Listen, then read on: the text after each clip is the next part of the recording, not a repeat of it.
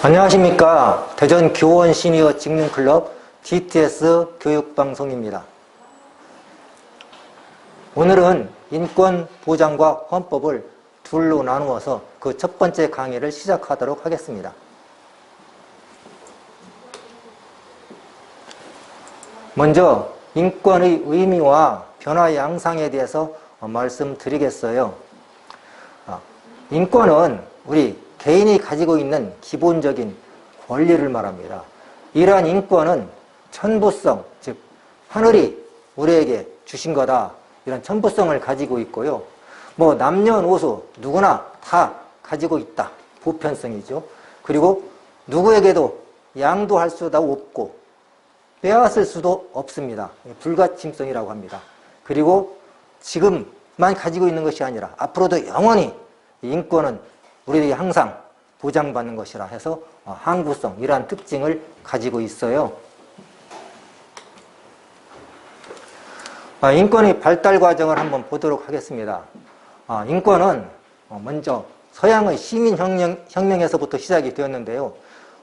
영국의 명예혁명, 미국의 독립전쟁, 그 다음 프랑스 혁명, 이것을 대표적인 서양의 시민혁명이라고 합니다. 그래서 명예혁명에 의해서 만들어진 권리장전, 그 다음 미국의 독립전쟁에 의해서 만들어진 독립선언서, 그 다음 프랑스 혁명에 의한 인권선언, 이러한 것들에서 인권이 시작되었고요. 또한 점차적으로 산업사회가 발달되고 자본주의 사회가 발달되면서 개인의 참정권이 확대되는 과정에서 인권도 확대되었습니다. 또한 1919년 독일의 바이마르 헌법에서 처음 이 헌법에 보장되었는데요. 이 사회권의 등장, 또 연대권, 이런 것들이 등장하면서 인권은 계속적인 발전을 하고 있습니다.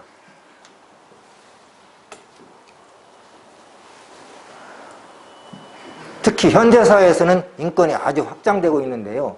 그 확장된 인권을 한번 보면은요. 자, 환경권, 좋은 환경에서 살 수 있는 권리라는 거죠. 주거권, 자, 우리들에게 살 수 있는 그러한 주거 환경을 또 보장해 달라. 또 안전하게 살 수 있게끔, 또 문화적인 생활을 할 수 있게끔, 또 개인의 정보, 이러한 것들이 삭제될 수 있게끔, 이러한 것들이 모두가 다 인권에 해당되는 겁니다.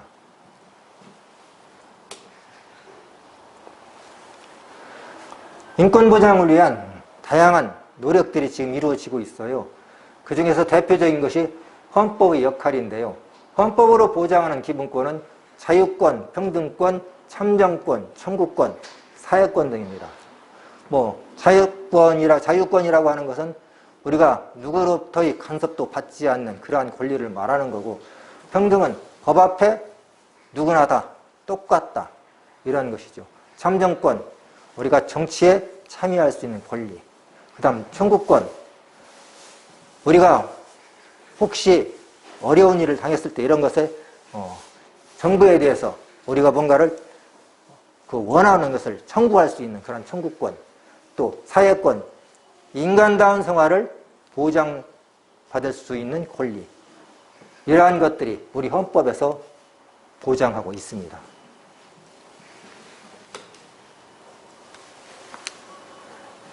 또 인권 보장을 위한 제도적 장치도 있어요. 국민 주권의 원리, 즉 나라의 통치권, 주권이죠. 이 국민 주권은 주권이 국민에게 있다, 그러한 원리고요.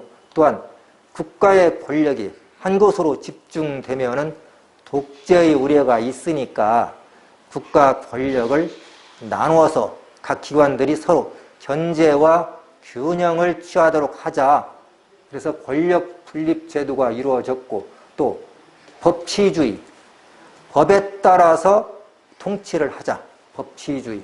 그 다음 복수 정당제, 하나의 정당이 정권을 잡으면 이것도 마찬가지 독재로 흐를 우려가 있으니까 2개 이상의 정당이 서로 경쟁하면서 정권을 획득하기 위한 노력을 하도록 복수 정당제가 이루어졌고요. 또한 우리들의 기본권이 어쩔 수 없이 또 침해되었을 때에는 이러한 기본권을 구제받을 수 있는 제도도 만들어졌습니다. 자, 이렇게 우리의 기본권은 그 누구도 침범할 수 없고 또한 항구성을 가지고 있고 이렇게 얘기를 하지만 이러한 기본권도 제한을 할 수가 있습니다. 그래서 우리 헌법 제37조에 보면은 국민의 기본권은 국가안전보장, 또 질서유지,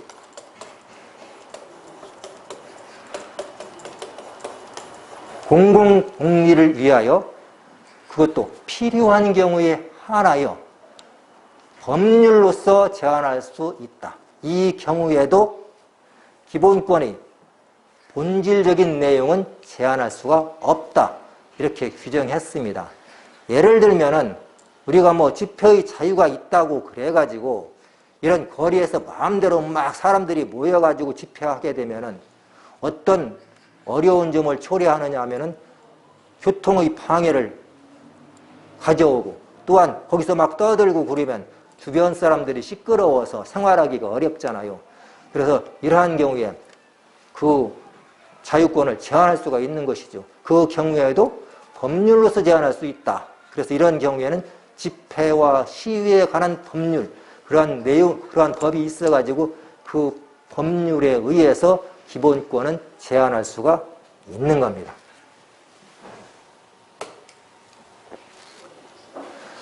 자, 이래서 이제 우리가 기본권을 가지고 있기 때문에 우리 마음대로 하면 되느냐? 그건 아니죠.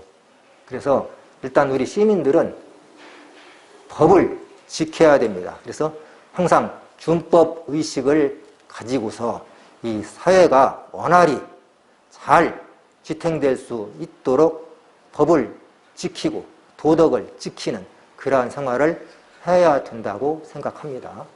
또 시민들이 또 참여를 하죠. 다시 말하면은 이 정치라든가 이러한 경우에 우리 시민들이 참여를 해가지고 우리들의 기본권을 스스로 보장받을 수 있도록 노력을 해야 되고요. 또한 부득이한 경우에는 시민 불복종이라고 하는 것이 있는데 법을 어기면서까지 우리가 국가의 권력에 지시에 복종하지 않는 경우도 있습니다. 이러한 경우에는 사실은 그 법에 의한 처벌은 본인들이 감수를 해야 되겠죠. 이러한 시민 불복종의 대표적인 사례는 옛날 인도의 간디라고 하는 독립운동가가 영국의 지배에 항의해서 복종을 하지 않았고 미국의 인권 그 목사님이시죠. 마틴 루터 킹 목사님이 또한 이러한 시민 불복종을 통해서 우리들의 인권 보장을 위한 그러한 투쟁을 한 사례가 있습니다.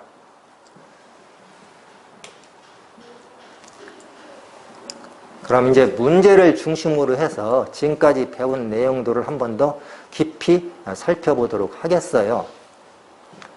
다음 내용에 해당하는 헌법상의 기본권은, 자, 헌법상의 기본권은 많이 있다고 그랬죠. 자유권도 있고 평등권도 있고 사회권도 있고. 자, 기본권 보장을 위한 기본권. 자, 기본권 보장. 우리들의 기본권이 헌법상 보장되어 있지만 가끔은 침해를 받기도 합니다. 그런 경우에 억울하다. 그래가지고 이러한 기본권 보장을 위한 기본권이 또 있어요. 그게 뭐냐? 청원권, 재판 청구권, 형사보상 청구권. 형사보상 청구권은 뭐냐? 억울하게 내가 뭐 경찰서에 가서 일주일간 아무 죄도 없는데 경찰서에서 잘못해가지고 일주일 부류를 살다 왔어. 아니 그건 또 양호하지요. 1년간 교도소에 갔다 왔어. 나중에 보니까 내가 죄가 없어 무죄인데 국가에서 잘못해가지고 그렇게 된 거예요. 이러한 경우에는 나의 억울한 것을 보상해달라. 이러한 것이 이제 형사보상 청구권이고, 청원권은 이제 우리가 국가에 대해서 내가 좀 뭔가 억울한 일을 당했다. 이렇게 좀 해달라. 이렇게 해서 이 청원권은 반드시 이제 문서로 뭐 해야 됩니다. 말로 해서는 안 돼요. 문서로 이제 요구할 수 있는 권리죠. 이게 뭐냐면 바로 여기서는 청구권입니다. 그래서 기본권 보장을 위한 기본권은 청구권이다. 이렇게 알고 있으면 되겠어요. 2번 문제를 보도록 하겠어요. 정치 발전을 위한 요건으로 옳지 않은 거. 이게 왜 내려왔어? 이렇게 올라가라. 자, 선거제도는 공정해야 되겠지요. 어떤 한 사람이 유리하게 만들어지면 안 됩니다. 민주적인 복수 정당제. 정당이 하나가 있으면 일당 독재로 흐를 수가 있어요. 사회주의 국가, 즉 우리가 흔히 말하는 공산주의 국가에서는 공산당이라고는 일당 독재가 이루어지고 있지요. 그래서 우리 헌법은 복수 정당제를 인정하고 있습니다. 언론의 적극적인 사전 검열 제도. 사전 검열 제도라고 하는 것은 예를 들면 신문이 아침에 나오지요. 그러면은 나오기 전에 국가기관에서 신문 가판 미리 편집한 내용을 보고서 이건 내보내라. 이건 내보내지 말아라. 이건 정부의 정책을 비판하는 내용이니까 국민들이 이 내용을 보게 되면은 우리 정부에 대한 반감을 가질 것이다. 이건 내보내지 말아라. 방송도 마찬가지예요. 딱 오늘 9시 뉴스와 저녁 9시 뉴스 딱 보도 내용을 미리 보고서 이건 절대 보도하지 말아라. 만일 보도하게 되면은 방송국 국장 당신 자리 보존하기가 어려울 거야. 이렇게 이제 압력을 행사한다든가 이런 거죠. 정치 발전을 위한 요건으로서 옳지 않은 것이죠. 정치 과정에 대한 시민의 참여제도. 이건 당연히 우리가 참여를 해야 되겠죠. 정답은 이렇게 3번이 되겠어요. 언론의 적극적인 사전 검열 제도는 우리 정치 발전에 도움이 안 되는 것이 아니라 아예 없어져야 되는 거고 지금은 하지 않는 걸로 알고 있습니다.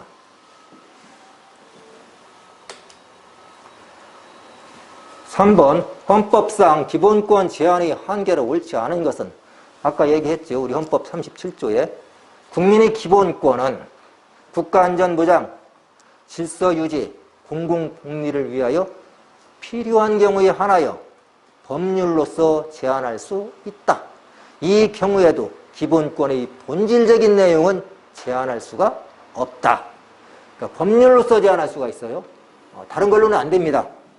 대통령이 말하는 법률보다 바로 아래 단계가 이제 명령인데 대통령이 내리는 명령을 대통령령, 국무총리가 내리는 명령을 총리령, 각부 장관이 내리는 명령을 부령 이렇게 얘기하는데 대통령이 명령으로서 제한할 수가 없는 거죠. 꼭 법률로서 제한할 수가 있고.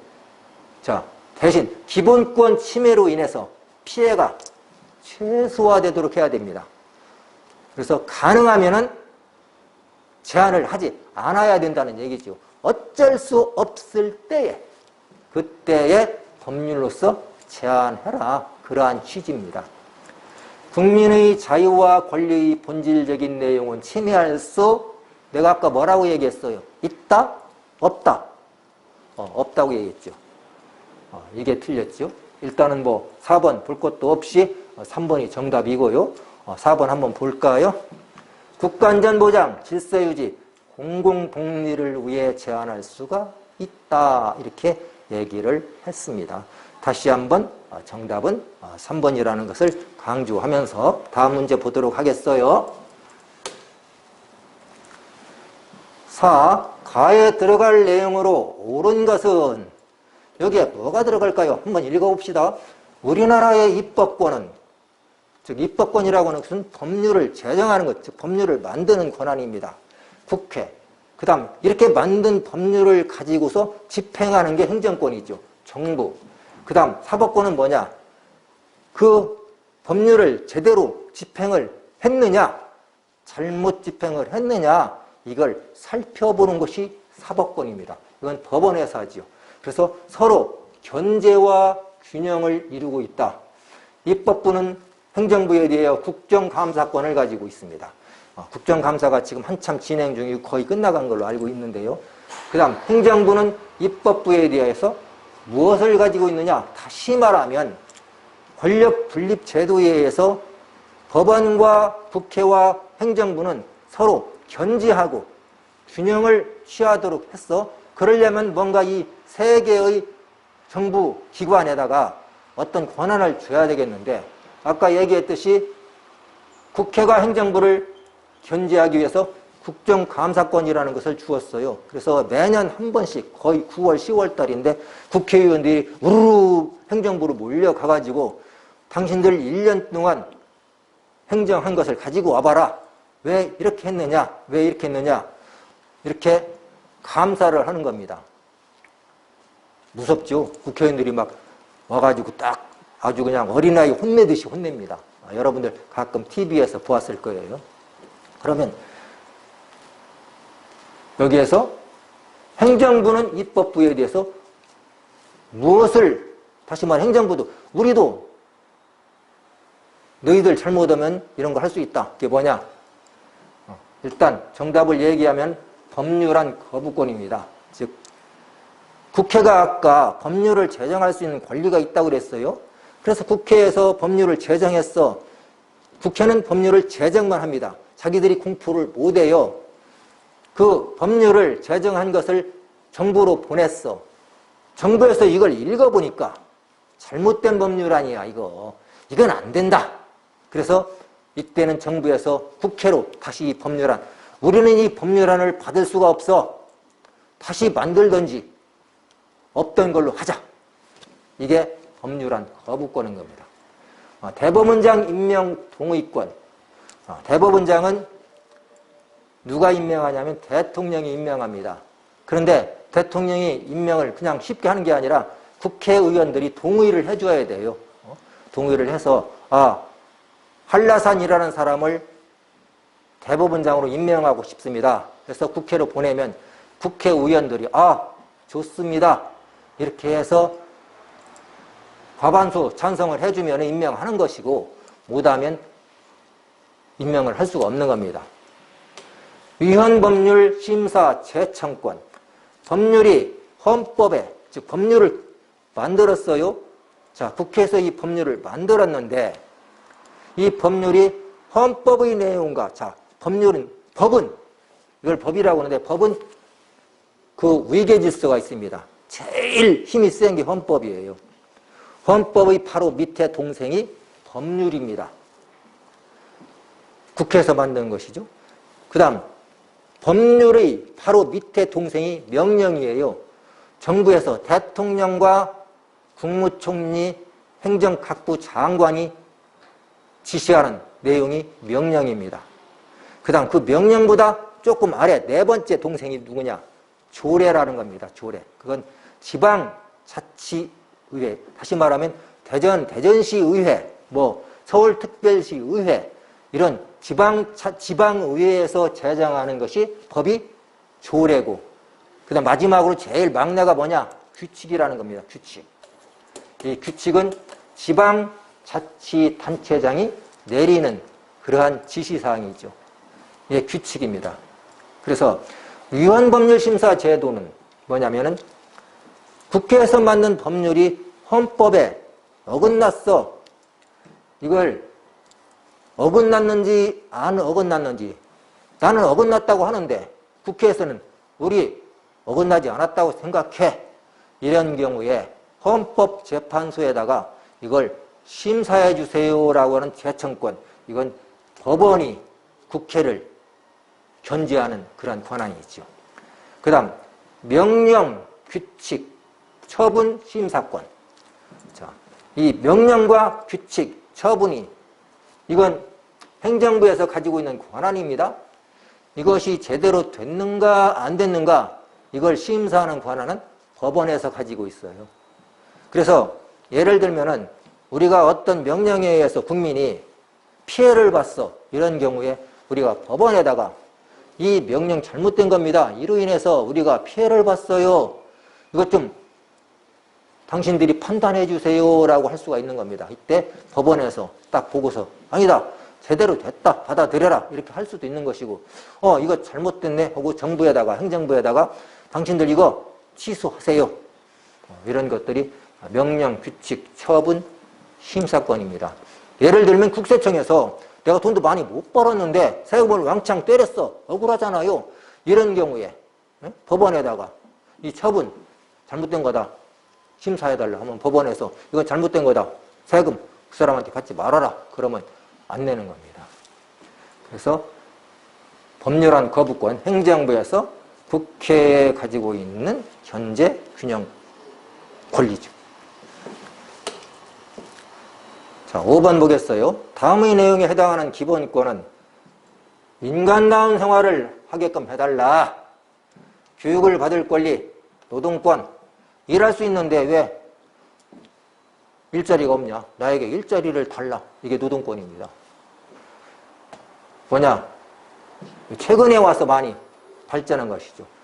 처음에 국민의 기본권은 뭐로부터 시작됐느냐면 거의 자유권과 평등권부터 시작이 되었는데 이제 점차적으로 국민들의 힘이 커지면서 이러한 사회권까지 이제 뻗어나온 겁니다.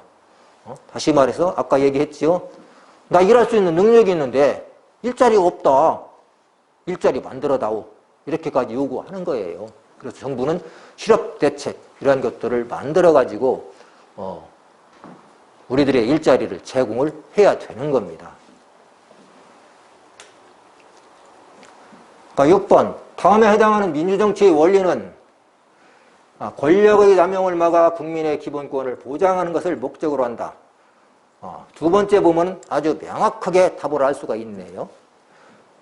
법의 제정은 입법부, 법의 집행은 행정부, 법의 적용은 사법부가 나누어 맡는다.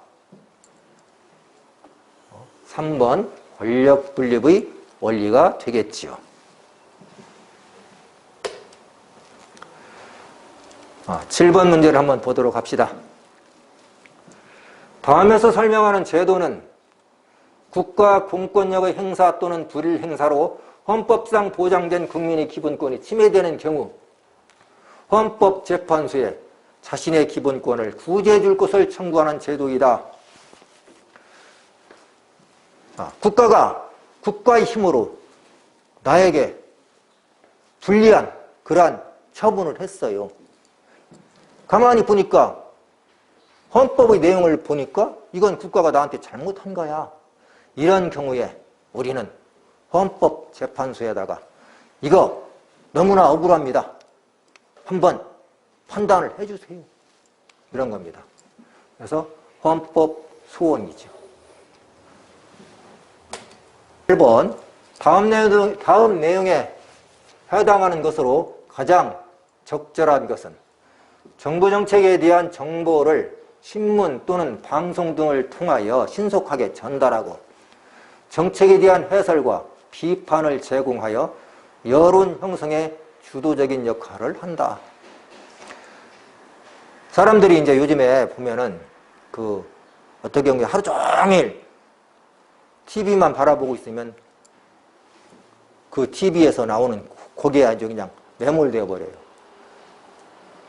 나는 한겨레 신문을 좋아한다. 그것만 봐. 그러면 그 신문의 논조를 보고서 그쪽으로 나도 이제 기울어 갑니다. 또 어떤 행동이 있었을 때 각 텔레비전 방송 신문사에서 잘못됐는데도 불구하고서 잘했다라고 기자들이 글을 쓰고 그 다음에 방송 중간에 해설위원들이 나와가지고 서로 토론을 하죠. 그건 어쩔 수 없는 상황이었습니다. 참 그 판단은 잘한 겁니다. 이런 식으로 얘기하면 그렇구나 이렇게 돼요. 그게 큰 역할을 합니다. 그리고 어디서 하느냐? 언론이죠. 그래서 언론이 공정하게 잘해야 되지 한쪽으로 편파적으로 하면은 안 되는 겁니다. 그런데 언론을 보면은 색채가 있어요. 그래서 이 사람들도 그러한 그 논조, 어떤 언론은 보수 쪽으로 기울어지는 언론이 있고 어떤 언론은 조금 진보 쪽으로 기울어지는 예를 들면 KBS 같은 경우는 국민의 시청료로 운영되는데도 불구하고서 가끔 한 번씩 편파적인 보도를 했다라고 해서 비난을 받고 있기도 하지요. 그래서 이 언론의 역할이 아주 큽니다. 9번, 국민이 법 제도에 참여할 수 있는 방법을 보기에서 고른 것은, 자, 법률은 어디서 만든다고 그랬어요? 국회에서 만든다고 그랬죠. 그럼 우리는 만들 수가 없는 거예요. 그런데 이걸 다 국회의원 뽑아 주었더니 국회의원들이 제대로 못해. 이런 때 국민도, 야, 우리도 이러한 법을 만드는데 좀 참여를 해야 되겠다. 그게 뭐냐? 법 제도에 참여할 수 있는 거. 입법청원이죠. 그래서 이러이러한 법을 만들어 다오. 그 다음 또 국민 참여 재판. 중대한 범죄 또는 1억 이상의 그러한 벌금이 떨어지는 그러한 범죄에 있어서는 재판을 받을 때에 우리들이 그 재판에 배심원으로 참여할 수가 있는 겁니다. 그러한 제도에 참여할 수가 있죠.